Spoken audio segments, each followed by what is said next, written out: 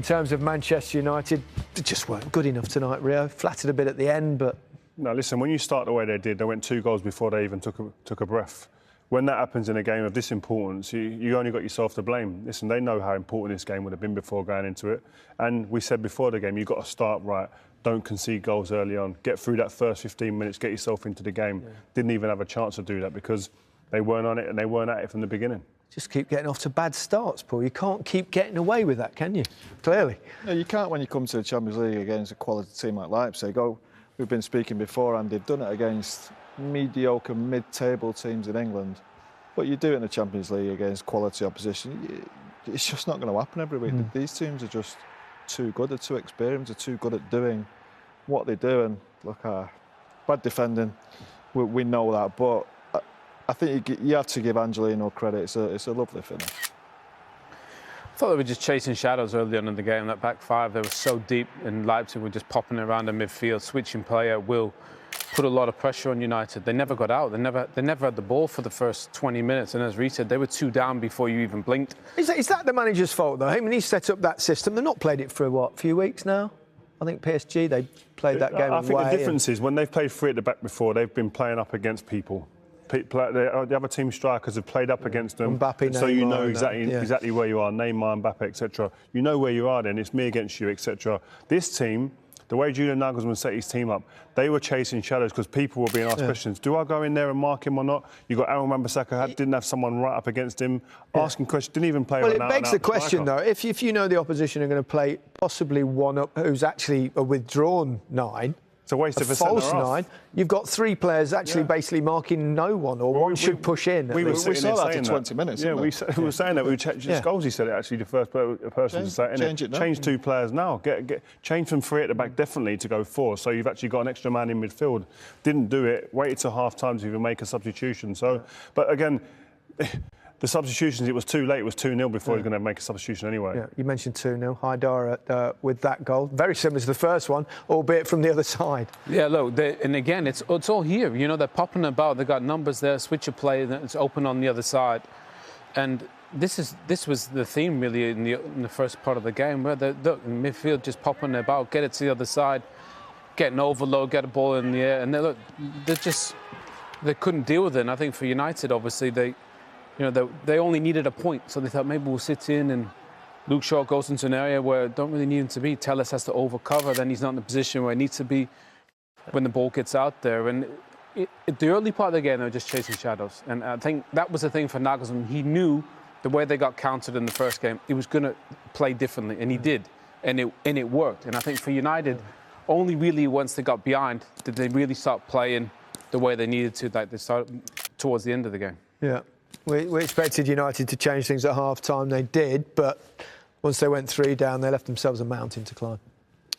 Yeah, they did. You never felt there was actually going to create enough chances to come back into the game. They actually did. This is just before, I think it's almost a minute before. Yeah, 59 seconds before. But David De Gea here. Yeah, he kind of shies away a little bit from it, Paul. He bottles it, doesn't he? Basically, he's scared of getting himself hurt. It should never go across the box like that. Harry Maguire looks wooden, he's very stiff. And De Gea, even as a goalkeeper, he comes out, make yourself as big as you can. You might get smashed in the face, you might get injured, but he turns his back away. Yeah. He actually makes himself smaller, which is... we were speaking, he got 2 people booked hurt straight away when he came on. His pace, his endeavour, and that bit of class there was definitely one that ended up being a match winner. Yep, OK. Well, we'll show you United's attempt at a comeback very shortly. But first, let's hear from the United captain, Harry Maguire. He's with Andy May. Interesting, he talked about the system and playing a 3 or a 5, whatever you want to call it, as he said, and then we changed and it was better. They are changing system an awful lot. Do you think that's difficult for footballers to do? Well, no, I think the modern player does it a lot more. But, I think we made the point before the game, the top teams, often you know how they're going to play, don't you? Bayern, Liverpool, you pretty much know every player that's going to play. Yeah. And I think Ole's trying to find something because he's got a lot of pieces of the puzzle and they're not exactly sure how they fit. Today, you play the 2-up where you think, OK, that it's great, but actually defensively, they weren't really back in position where they had any pressure on the ball in midfield where some the initial crosses came from. So I think it's Ollie's had great success with playing with the five, hasn't he? At times, some of his biggest wins have come with that. But today, when they didn't play any centre forward on the pitch, they only had Olmo and Poulsen and Nkunku who kind of played deep. All of a sudden, almost negates that back five. So today, it didn't work. It didn't work. I thought they looked like a team that didn't know how to play with a back five. Listen, it can be, when you're playing well, it's a back three. But when you're pinned back the way they were, but they became a back five who still looked disjointed and couldn't defend crosses. Like well, therein lies the problem with that system, doesn't it? If you end up pinned back as a back five, which is fine if you're a small club playing against a giant, but if it's Manchester United or a top team in the Champions League, you've got to make sure that you're a three and the two wing backs are attacking rather than defending. Yeah, and they weren't able to do that. No. And we saw that immediately as the game started, and they were being overrun totally in midfield as well. And it can't be easy to work at a system that you've not played in recent weeks with different personnel, because games come so thick and fast, especially at the moment under these circumstances. Yeah, I mentioned that at half-time. You're going into games in one day's preparation at times. Yeah. What I think, Ollie, I think what he's trying to do is trying to find an identity for the team. We're coming here today, none of us know how they're going to play, what system they're going to do, how they're going to do it. We've just no idea. Yeah. Now, it's very difficult for Ollie to find that because the team are so inconsistent. You just can't find a way of playing. Does a manager go in and say, this is my style of football, and you're going to play it? And if you don't, I'll find players that can. And it's easy to find personnel that way as well, isn't it? Recruitment. Well, that's where recruitment comes into it. We had the conversation a couple of weeks ago. How can a director of football...